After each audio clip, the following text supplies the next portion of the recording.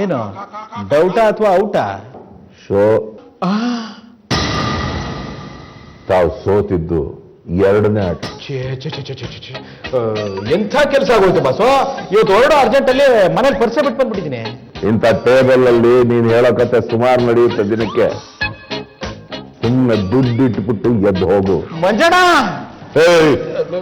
ಇಲ್ಲ ಬಾಸು, ಮಂಜಣ್ಣನ ಹತ್ರ ಹೋಗಿ ಬರ್ತೀನಿ. ಎಕ್ಸ್ಕ್ಯೂಸ್ ಮೇ. ಮಂಜಣ್ಣ ಈಗ ಏನಪ್ಪ, ನೀನ್ ಕೈ ಕಾಲು ಹಿಡ್ಕೋತೀನಿ. ನಮ್ಮ ಅಮ್ಮನ ಇದೊಂದು ಸರ್ತಿ ಕಾಪಾಡಯ್ಯ. ನಾಳೆ 10 ಗಂಟೆ ಹೊತ್ತಿಗೆ ದುಡ್ಡು ನಿನ್ ಕೈಲಿರುತ್ತೆ.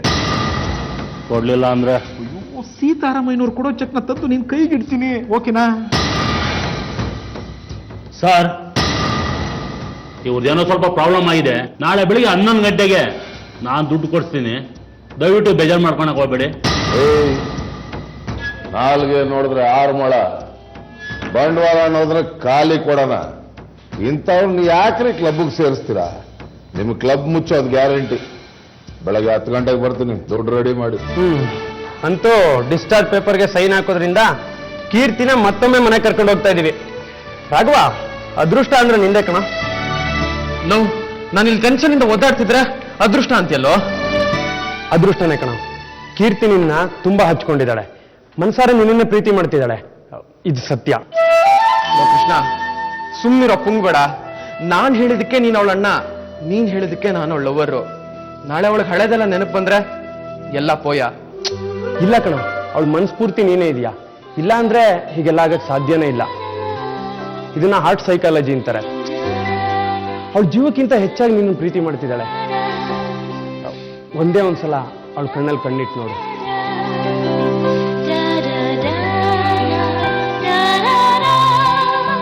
ಶಿವಗಿರಿಜ ಒಂದಾಗೋ ಸಮಯ ಬಂದಿದೆ.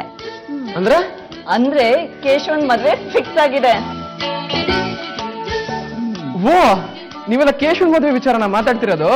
ತಮ್ಮ ಮದ್ವೆ ವಿಚಾರ ಮಾತಾಡೋದಕ್ಕೆ ಲೈನ್ ಕ್ಲಿಯರ್ ಆಗ್ಬೇಕಲ್ಲ ದೇವ್ರು. ಅಣ್ಣಂದಾದ್ಮೇಲೆ ತಮ್ಮಂದು. ಅದ್ ನಿಜ. ಅದೆಲ್ಲ ಓಕೆ. ಕೊನೆಗೂ ನಮ್ಮ ಅತ್ತಿಗೆ ಬರೋರು ಯಾರು ಅಂತ ನೀವ್ ಯಾರು ಹೇಳ್ತಾನೆ ಇಲ್ವಲ್ಲ? ಇನ್ಯಾರು? ನಮ್ಮ ಗಾಯತ್ರಿನೇ. ತಾತ ಒಪ್ಕೊಂಡ್ಬಿಟ್ರ? ಆಹಾ, ಮನೇಲಿ ದೊಡ್ಡ ಮನುಷ್ಯ ಇಲ್ದೇ ಇರ್ಬೇಕಾದ್ರೆ ದೊಡ್ಡ ವಿಷಯ ಎಲ್ಲ ಡಿಸೈಡ್ ಮಾಡಿದಿರಾ? ನನ್ಗೊಂದ್ ಮಾತು ಹೇಳೋದ್ ಬೇಡ್ವಾ?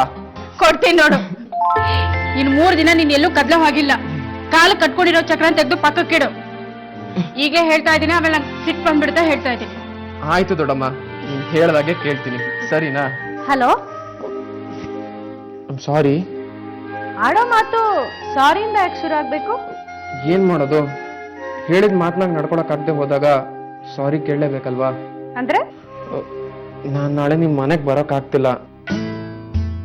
ಮನೇಲಿ 3 ದಿವಸಕ್ಕೆ ನಮ್ಮ ಅಣ್ಣನ ಎಂಗೇಜ್ಮೆಂಟ್ ಇದೆ. ಅದಕ್ಕೆ ತುಂಬಾ ಓಡಾಡ್ಬೇಕಾಗುತ್ತೆ. ಫ್ರೆಂಡ್ಸು ಗಿಂಡ್ಸು ಅಂತ ಸುತ್ತಾಡ್ಬೇಡ ಅಂತ ಮನೆಯವ್ರು ಈಗಾಗ್ಲೇ ವಾರ್ನಿಂಗ್ ಕೊಟ್ಟಿದ್ದಾರೆ. ಮನೆ ಕಾರ್ಯಕ್ರಮ ಆದ್ಮೇಲೆ ಸಂಭ್ರಮ. ಆ 3 ದಿನದ ಸಂಭ್ರಮದಲ್ಲಿ ಫೋನು, ಮೆಸೇಜು, ಮಾತು, ಕಥೆ ಇದೇನೂ ಇರಲ್ಲ. ಸಂತೋಷದ ಮಧ್ಯೆ ಎಲ್ಲದನ್ನು ಮರಿಬೇಕು ಅನ್ನೋದು ನಿಜಾನೇ ಅಲ್ಲ? ಚೇಚೆ, ಹಾಗಲ್ಲ.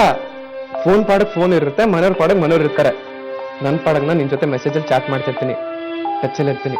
ಹಾಗಂತ ಈಗ ಹೇಳ್ಬೋದು, ಆದ್ರೆ ಮನೆ ಸಂಭ್ರಮದಲ್ಲಿ ನಾನ್ ನೆನಪಾಗೋದು ಅನ್ಮಾನೇನೆ ಅಂತ ನನ್ಗನ್ನಿಸ್ತಾ ಇದೆ. ಆಲ್ ಹೋಪ್ಸ್ ಆರ್ ಫಾಲ್ಸ್ ಅನ್ನೋದನ್ನ ನಂಬ್ಕೊಂಡಿರೋ ನಾನು. ನೋಡೋಣ, ನಾಳೆ ಅನ್ನೋದು ಇದ್ದೇ ಇದೆಯಲ್ಲ. ಬಾಯ್, ಗುಡ್ ನೈಟ್. Good night.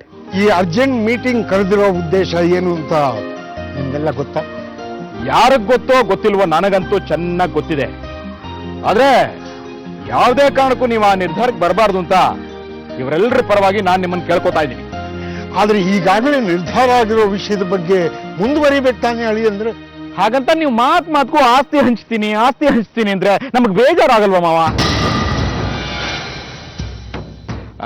ಹೋಗ್ಲಿ ಬಿಡಿ, ನಿಮ್ಮ ಆಸೆಗೆ ನಾನೇ ತಣ್ಣೀರು ಹರಿಸ್ಲಿ. ಅದೇನು ಹಂಚ್ತಿರೋ ಆದಷ್ಟು ಬೇಗ ಹಂಚ್ಬಿಡಿ.